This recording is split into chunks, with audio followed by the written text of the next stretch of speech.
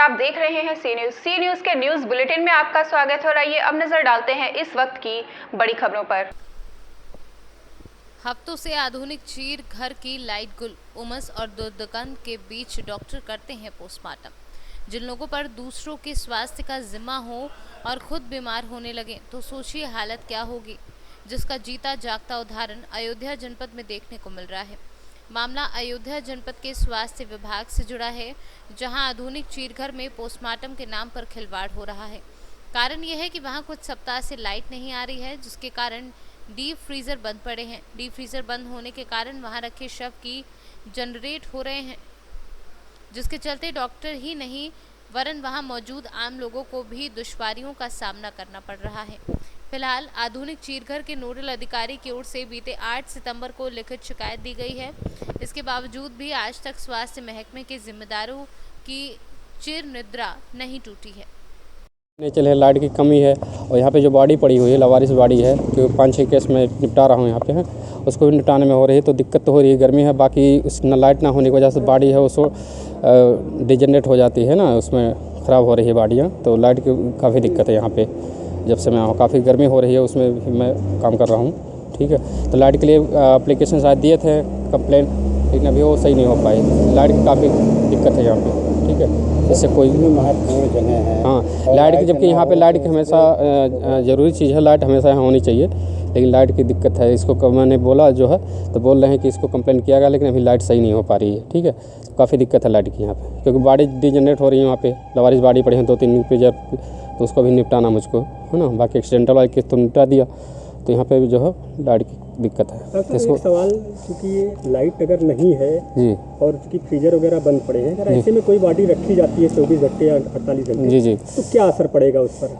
असर ये पड़ेगा कि बॉडी डिजेनरेट होगी, तो उसमें जो साइन सिम्टम जो मिल रहे हैं हमको है ना पोस्टमार्टम, तो उसमें थोड़ा बहुत अंतर आ सकता है, क्योंकि उसको रिगर मोर्टिस जो डिजेनरेट होगी तो उसमें बाई सी बात नहीं मिलेगी है ना। बॉडी का कलर भी चेंज होगा, डिजेनरेट होगा बॉडी है ना, तो उसमें कुछ फाइंडिंग नुकसान होगी, नहीं मिल पाएंगे जो हम चाह रहे हैं, तो है ना। तो उसमें बॉडी का जो है फंडिंग कम मिल सकते हैं, ठीक है। इससे फ़र्क पड़ सकता है पोस्टमार्टम में, ठीक है। डॉक्टर साहब एक आखिरी सवाल, जी जी, आज चूँकि एक लावारिस जो कि रखा हुआ है, जी जी, तो उसकी क्या स्थिति है? चूँकि लाइट नहीं है और लाइट वो 2-3 दिन की बॉडी है ना, प्रेजर के लिए रखी थी उसको वॉच के लिए, तो बहरहाल उसको निपटाने जा रहा हूँ। बॉडी थोड़ा सा सड़ रही है ना, तो उसको मैं कोशिश कर रहा हूँ उसको निपटा दूँ। लाइट नहीं है तो क्या, लेकिन मैं निपटा दूँगा उसको, ठीक है। जी जी, मेरा डॉक्टर सतीराम राजभर है। ठीक सर।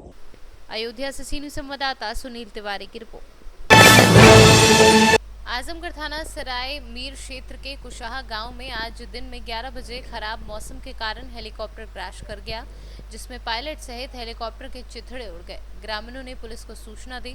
पुलिस अधीक्षक सुधीर कुमार के साथ साथ कई थानों की फोर्स मौके पर पहुंच गई। जांच कर शव पीएम हाउस भेजा। क्रैश हुआ है, हेलीकॉप्टर कहाँ से उड़ान किया था, क्या है पूरा मामला, क्या कैजुअल्टी हुई है? देखिए, अब से कुछ देर पहले ये हेलीकॉप्टर क्रैश हुआ था यहाँ पर, जहाँ पर हम लोग खड़े हैं, और ये थाना सरायमीर क्षेत्र है जनपद आजमगढ़ का। ये जिसके बारे में पता चला है कि सोलो पायलट ट्रेनिंग एयरक्राफ्ट था, और ये फुर्सतगंज में जो एकेडमी है, international Indira Gandhi international pilot academy है, उसका ये था। और वहाँ से इसने मऊ के लिए, जो ट्रेनिंग पायलट था उसने मऊ के लिए अपनी उड़ान भरी थी। मऊ से इसे बैक होना था, बीच में इसका संपर्क टूट गया और ये यहाँ पर क्रैश हो गया। उसकी जो पायलट है उसकी बॉडी को भिजवा दिया गया है और बाकी कार्रवाई कीजिए।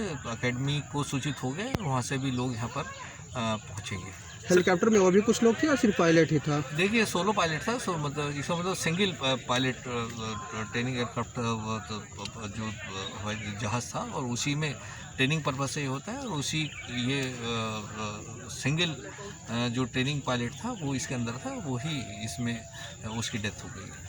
ठीक है, थैंक यू। आजमगढ़ से सी न्यूज़ संवाददाता सीबी भास्कर की रिपोर्ट। समाजवादी पार्टी के राष्ट्रीय अध्यक्ष एवं प्रदेश के पूर्व मुख्यमंत्री अखिलेश यादव के निर्देश पर पार्टी के कार्यकर्ताओं ने सोमवार को जनपद के तीनों तहसीलों पर विरोध प्रदर्शन किया। प्रदेश में योगी सरकार के तानाशाही रूपी व्यवस्था, बढ़ती हुई महंगाई और बेरोजगारी युवाओं के ऊपर हो रही है।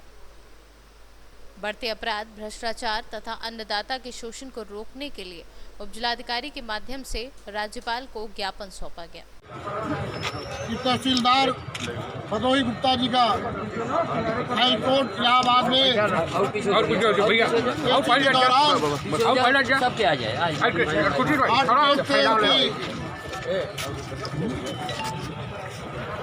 जीवन से हाथ धो बैठे और हम लोग के बीच नहीं है।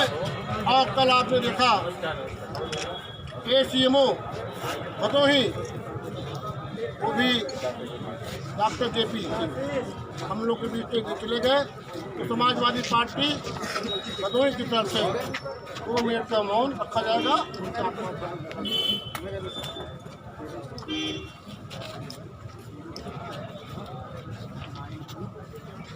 भदोही से सीनू संवाददाता खुर्शीद खान की रिपोर्ट। बिहार राज्य के गया शहर के हादी हाशमी स्कूल ऑडिटोरियम गया के प्रांगण में मगध स्तरीय मुस्लिम एकता मंच के बैनर तले महागठबंधन से मगध में कम से कम मुस्लिम के 6 उम्मीदवार की मांग करने के लिए बैठक आयोजित की गई, जिसका मुख्य उद्देश्य आने वाले बिहार विधानसभा चुनाव में मुस्लिमों की प्रतिनिधित्व को ध्यान में रखते हुए अपनी हिस्सेदारी की मांग महागठबंधन और जनतांत्रिक गठबंधन के शीर्ष नेतृत्व तक पहुंचाना है। इस कार्यक्रम के माध्यम से मगध स्तर के समस्त मुस्लिम बुद्धिजीवी और नौजवानों की मीटिंग में निम्नलिखित बातों पर एक राय बनी। आप सुना होगा कि फेसबुक के जरिए से हमने महागठबंधन को चेतावनी दिया था, जिससे कि 2015 में पूरे मगध में किसी भी मुसलमान को इन लोगों ने टिकट नहीं दिया और अब हम लोग मुसलमानों को रुसवा कर दिया। लेकिन मुसलमानों ने भी भरपूर एकजुट होकर के नीतीश कुमार लालू यादव को समर्थन देके जिताया। लेकिन इन लोग के दिमाग में बैठ गया है कि अगर मुसलमान को हम टिकट नहीं देंगे तो क्या ये लोग BJP को वोट देंगे।